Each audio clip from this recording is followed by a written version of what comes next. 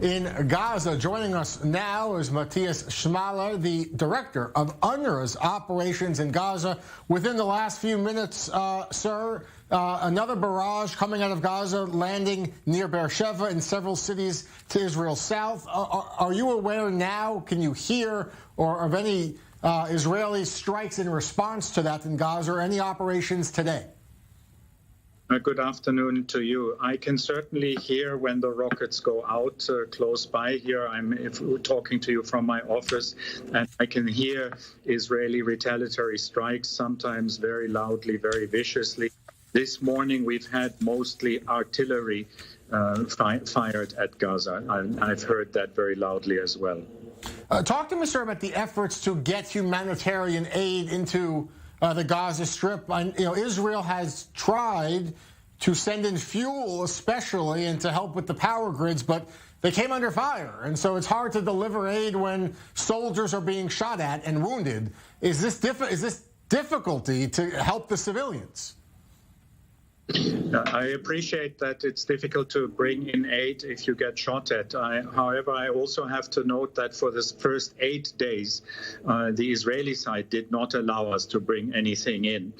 So it was only on day 8 when we tried. We did bring in 5 fuel trucks, and we also brought in 2 food trucks. They were offloaded in the no man's area, and we're waiting for trucks from here to come pick them up. And then there was the mortar fire, and of course that's completely unacceptable because it inhibits humanitarian aid getting into Gaza. What is the humanitarian situation now in Gaza for civilians?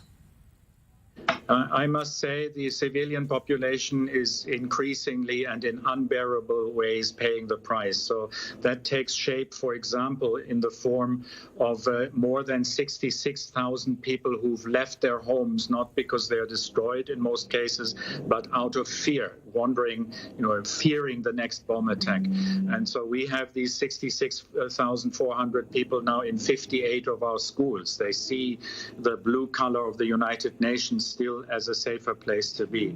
It shows itself in people getting killed. Of the more than 60 children that have been killed, 19 went to UNRWA, to United Nations schools.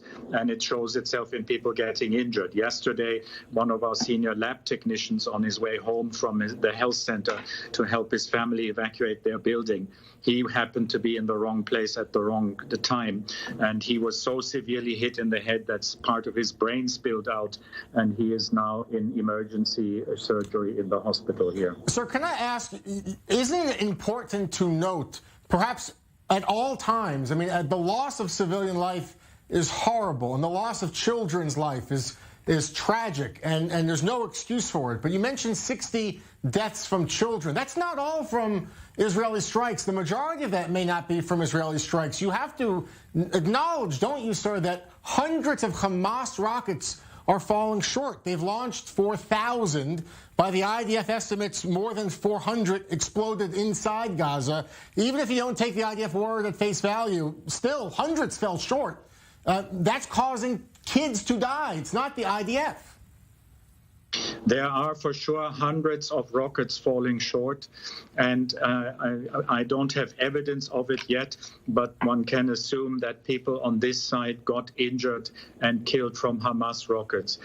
I would challenge whether that's the majority. We need the evidence for that, and that's why the United Nations often calls for independent inquiries into this. We really need to find out how many of the children were killed by Israeli bombings and how many from here. That needs to be evidence-based rather than speculative.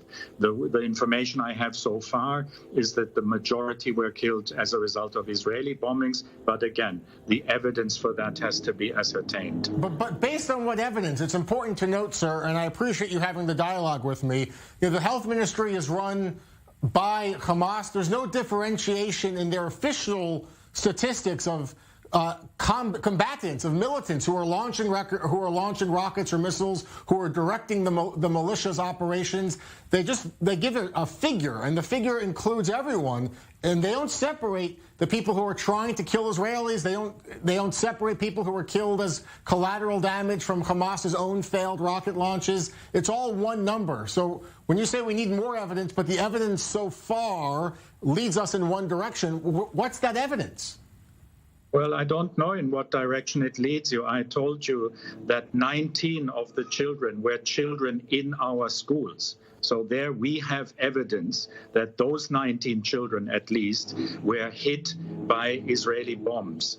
And so that's part of the evidence. That doesn't make it the majority, but that's something I can talk about with confidence. That's one comment. Mm-hmm. A second is that we have on the side of the local authorities here people who are civil servants and who are trying to do the best they can to help their own population. So I think not everything that comes out from local authorities, not the Hamas movement, so from the Ministry of Health is what I'm talking about. You cannot simply equate that with Hamas.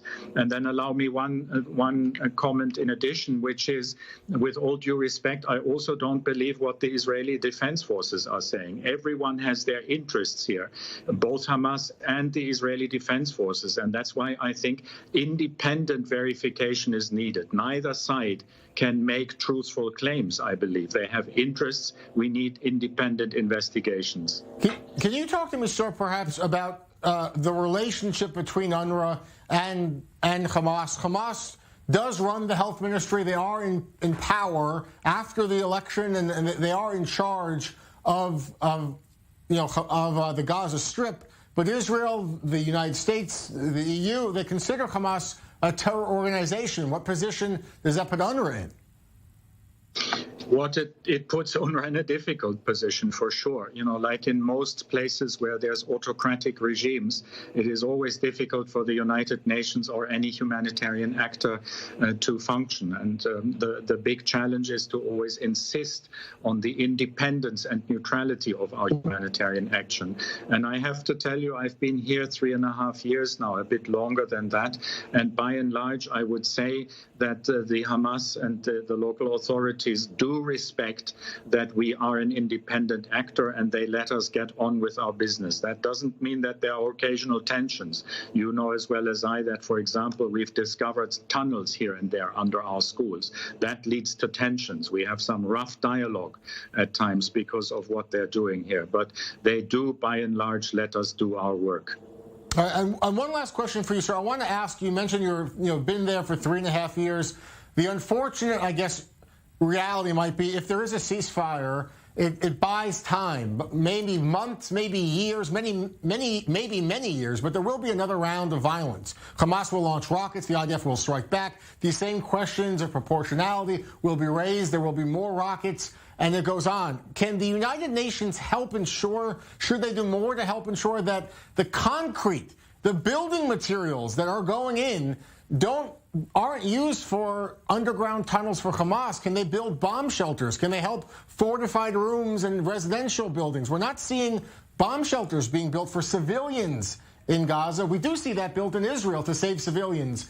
You know, the supplies are going in. Can the UN do more to help make sure they go to the right purpose?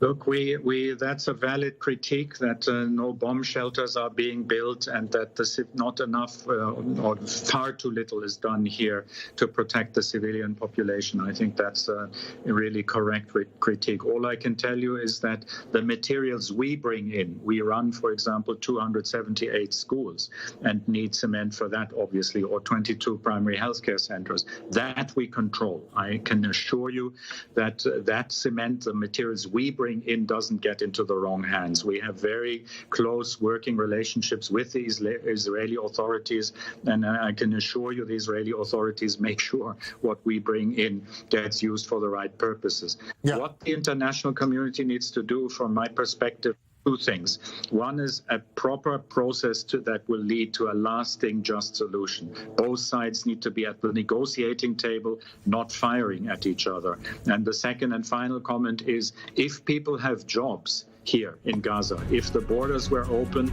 they could travel, earn their own money, we would not have power.